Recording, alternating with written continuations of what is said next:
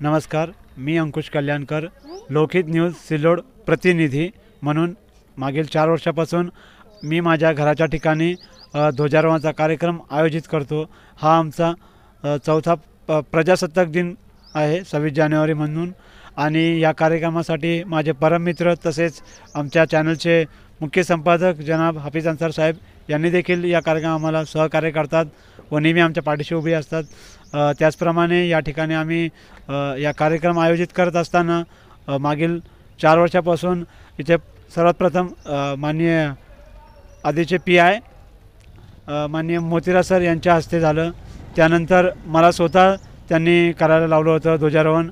आणि आता गेल्या 2 वर्षापासून या ठिकाणचे PI माननीय शेषराव उदारजी यांना आम्ही आमंत्रित करून 2 वर्षापासून ते या ठिकाणी ध्वजारोहण करत आहे।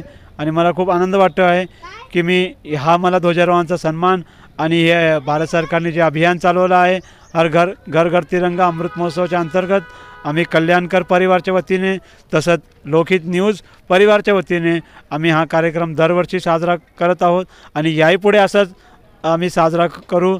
जनतेला माझं हेच आव्हान आहे की सर्वांनी एकता ठेवा, शांतता ठेवा आणि कुठल्याही गोष्टी असं करू नका की जेणेकरून 2 समाजात तेढ निर्माण होईल।